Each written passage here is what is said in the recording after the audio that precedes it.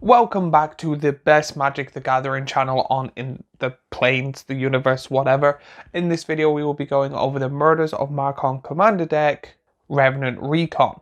In this video we'll be going over the commander, the sub-commander, what is the context of the deck, giving my thoughts and opinions on if people should buy it or why they should buy it and stuff like that, to help people out to 1, know what's in the deck, 2, see if they personally like the deck or not, and 3, to be like, if they're on the border of should I buy this or should I not, I might give them the little push they need to do it, or them to pull them to not want it back. Yeah, you know what I mean.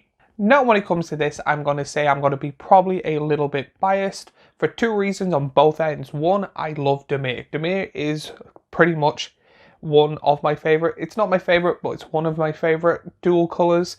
And the second thing is I'm not a big fan of Surveil. When it comes to Magic Gathering, personally, I'm not a person that likes to put stuff in the graveyard.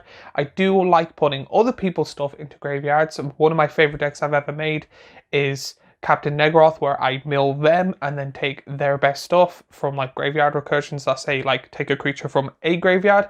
I have a deck video on it if you're interested, but when it comes to Surveil, I don't like putting stuff into my own graveyard unless I'm getting it all back, and a lot of people don't. It's why I don't like red cards that make you discard or put like exile cards that you can play that turn and stuff like that. It's just not my thing. So again, I'm going to try and be the best person I can be and work on both ends. But before we get on the context of the video, here is a word from the sponsor.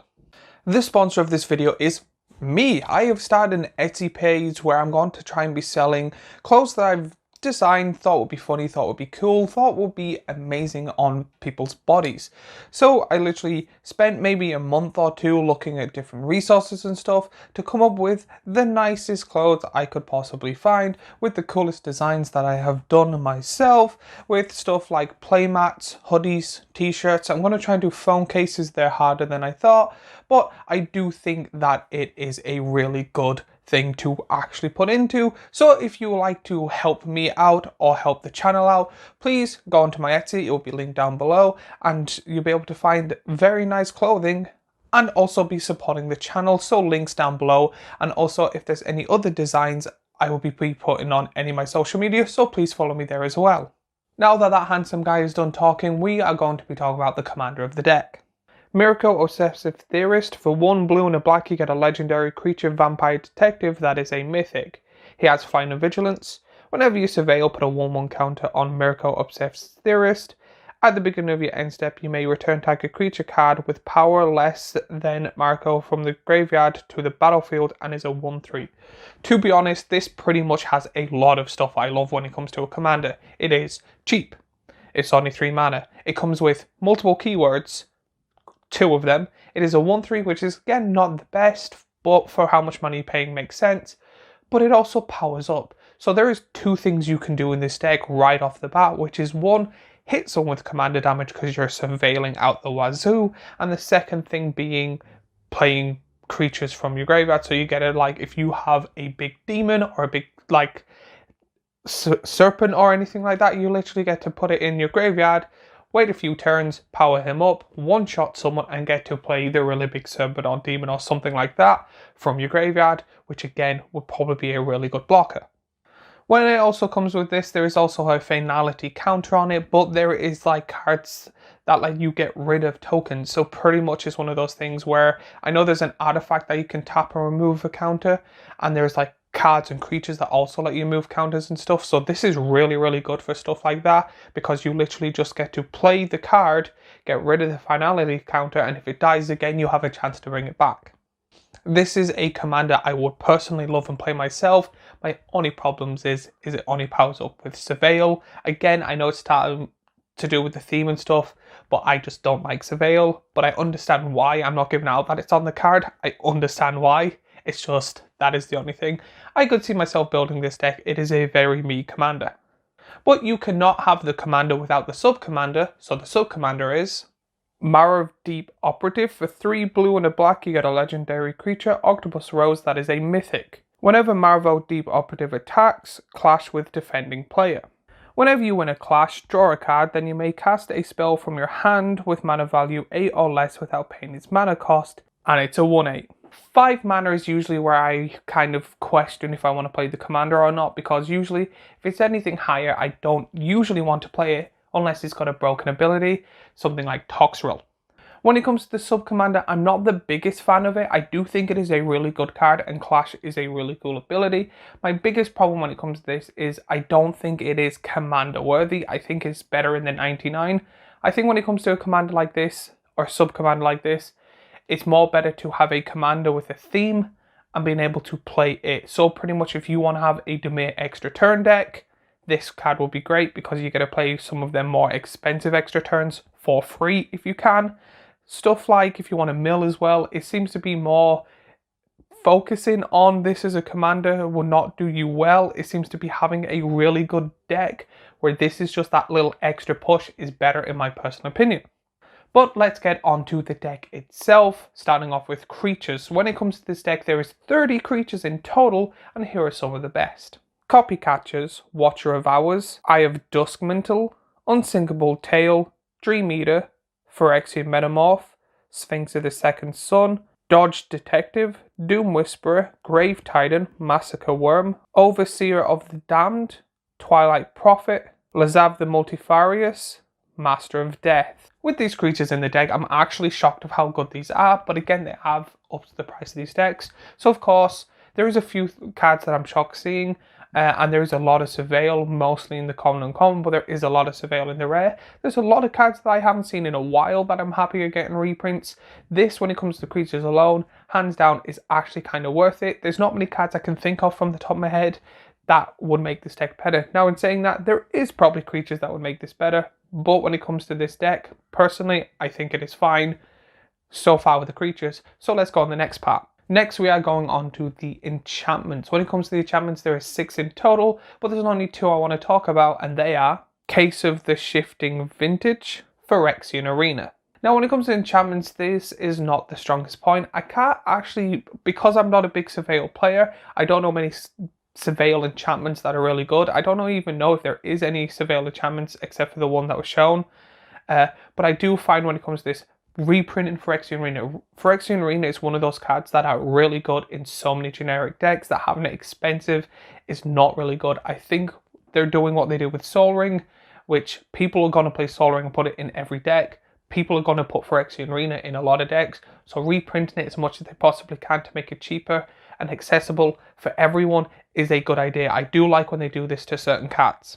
Now we are going on to the spells, starting off with the sorceries.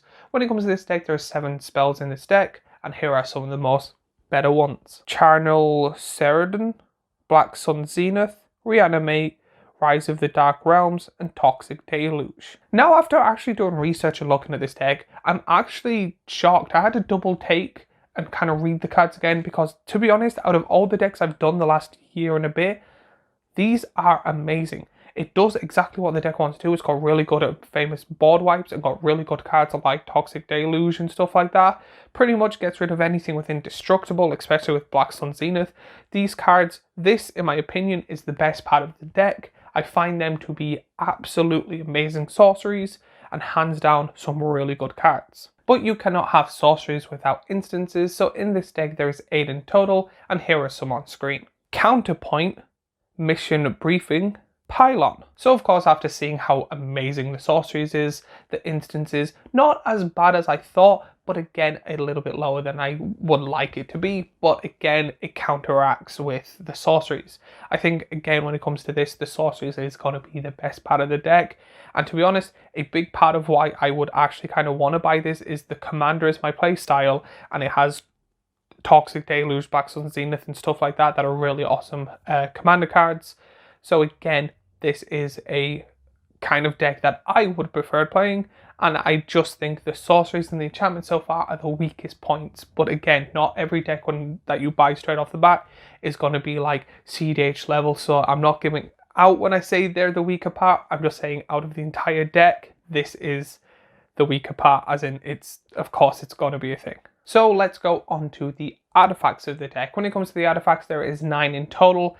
A whopping 7 of them are mana rocks, so I just thought I'll go over the rest, and they are Foreboding Steamboat and Ransom Note. Now again, I've never seen these cards before, like ever. I think they're brand new. I do think they're quite good. Again, a vehicle, I'm not a vehicle player. I didn't even think a vehicle would be in here, but again, vehicle is a thing that I rarely ever touch. The only deck I've ever wanted to play with vehicles is where you put gold in like a submarine, in a train, on a plane, in a boat, on an airship, through space. Like, it's one of those weird decks that I find fascinating. But again, surprised to see vehicle, and I'm actually shocked with probably how much draw you could get and all of that there is not many, that there is still a lot of mana rocks. I'm kind of shocked with that. A whopping 7 of them. I think that's like one of the most I've seen when it comes to making one of these decks.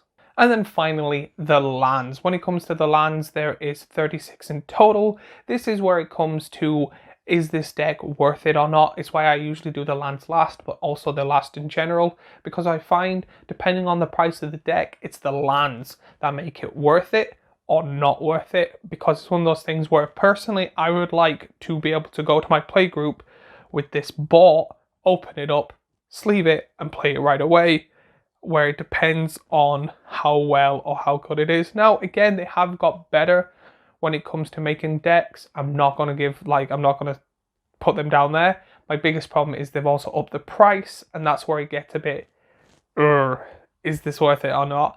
Usually when it comes to this, I know last year or the year before, I would always bring like a few lands with me if I ever did it and just threw them in instead. Now I'm hoping I don't want to do that anymore. So again, this is where it'll make it or break it, but you get lands such like Choked Estuary, Blackwater Catacombs, Drownyard Temple, Hostile Desert, River of Tears, and Sunken Hollow. So again, the lands are not the best, but they're still better than I thought. I would be able to kind of play this deck straight off the bat without adding any lands. They would just be like that. I know I'm going to play with not a wide disadvantage, but just a little disadvantage, but I'm okay with that because it just makes that victory also sweeter.